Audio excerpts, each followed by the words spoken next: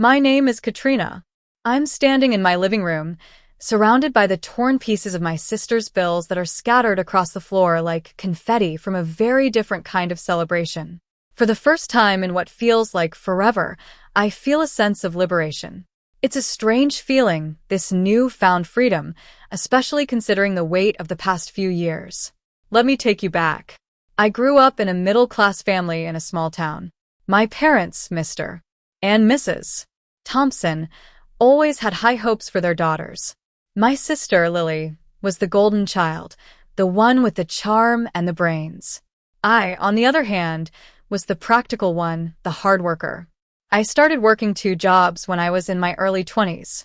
By day, I worked at a mechanic shop downtown, getting my hands dirty and learning how to fix all sorts of cars. By night, I was a cashier at a local gas station near the highway. Most mornings, I'd wake up before the sun, smelling of gasoline and grease, telling myself that all this hard work was for a purpose. Lily was the bright star in our family. When she got accepted into a prestigious university, it was like the whole town was celebrating. My mom called me that night, tears of joy in her voice. "We're so proud of Lily. You'll support her, won't you, Katrina?" It wasn't really a question. It was an expectation, a duty that I took on without hesitation. At first, helping Lily felt good. I paid for her first semester tuition, bought her textbooks, and even covered her rent. She sent me a sweet text saying, "You're the best sister ever." I must have read that message 100 times. It made me feel like my sacrifices were worth it. But as time went on, things started to change. Lily's gratitude faded, and her sense of entitlement grew. Instead of asking nicely for help, she'd just send me bills. "Tuition is due," she'd text. My card got declined. "The electricity bill is late." Each message felt like a command, and I'd open my banking app and transfer the money, telling myself that she'd pay me back after she graduated. Deep down, though, I knew she wouldn't. While I was skipping meals to make ends meet and keep her lights on, Lily was living it up on social media. Her Instagram feed was filled with pictures of rooftop dinners, designer bags, and weekend getaways. One of her posts had the caption, "Hard work pays off." I showed it to my co-worker, Tom, who just shook his head. "She doesn't appreciate you, Katrina. You're breaking your back for someone who doesn't even see your worth," he said. I told him he didn't understand, that she was my sister. One night, I got home around midnight. I dropped my boots at the door and opened an envelope with her latest rent notice. The amount circled in red was higher than my monthly paycheck. My stomach churned as I thought about how many oil changes and late night shifts it took to pay for her luxurious lifestyle. I told myself I'd set boundaries, but the next day, I wired the money again. After all, that's what good sisters do, right? But something inside me was starting to break. Every shift at work felt like a punishment, and every dollar I earned seemed to disappear into Lily's bottomless pit of expenses. I could feel a storm brewing inside me, waiting for the right moment to burst. That moment came when Lily called me about her study, a broad program in Italy. "It's a once-in-a-lifetime opportunity, Katrina. You'll handle the payments, won't you?" she said as if it were a given. I was in the middle of fixing a car at the shop, my phone wedged between my shoulder and cheek. "Lily, I'm barely making it as it is," I said. She scoffed. "Oh, come on. You don't have any real expenses. You don't even go on vacations." Her words cut deep. After that call, I sat there, looking at my grease-stained hands. These were the hands that had worked so hard to give her the life she had. And suddenly, I hated them, not because they were dirty, but because they had built a life for her that she used to look down on me. Then came the family dinner. I almost didn't go. Tom had warned me, saying, "You know how it's going to go." But guilt got the best of me, as it always did. When I walked into my parents' house, it smelled of a fancy meal and an air of privilege that I didn't feel a part of. Lily was there, looking radiant and confident. She hugged me, but it felt like a performance. Dinner started off normally. My dad asked about my work, and I kept my answers short. My mom asked if I was saving up for a house. I said, "I'm trying." Lily rolled her eyes. "You've been saying that for years." Then she showed my parents pictures of her upcoming trip to Italy. Next stop, The land of dreams, she said, like she was announcing her own coronation. My mom clapped her hands and said, "Our little globetrotter. You'll help her, won't you, Katrina?" It was a command, not a question. I took a deep breath and said, "Maybe it's time Lily got a job." That's when she looked at me with a cold smile. "Maybe if you worked harder, you wouldn't still be stuck in this dead-end life," she said. The table went silent. My dad shifted uncomfortably in his seat, and my mom stared at her plate. I looked at Lily, really seeing her for the first time. She wasn't the little sister I had protected. She was a woman who had built herself, worth on my exhaustion. I forced a laugh, but it broke in the middle. "You're right, Lily. I am stuck, but not for much longer." I finished my drink, stood up, and placed my napkin neatly on the table. "Dinner's on me tonight. It's the last thing I'll ever pay for." My mom gasped softly, and Lily looked confused. I didn't explain. On the drive home, I replayed the moment in my head. The silence at the table said it all. Their comfort mattered more than my dignity. When I got home, the weight of years of sacrifice hit me like a ton of bricks. My kitchen counter was covered with Lily's unopened bills, a constant reminder of my servitude. I picked them up one by one and ripped them in half. The sound was sharp and final, and for the first time, I felt free. 3 days later, the calls started. Lily was polite at first, then panicked. "The rent didn't go through, Katrina. Did you forget to transfer it?" She texted.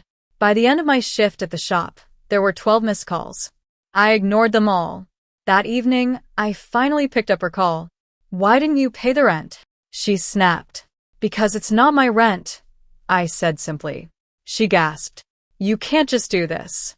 I'll get kicked out." I leaned back and said, "Then you'd better learn how to pack." She called me cruel, but I said, "No, I'm just done." The next morning, my mom called. Her voice was icy. "What's going on with you and Lily?" "She says you've abandoned her."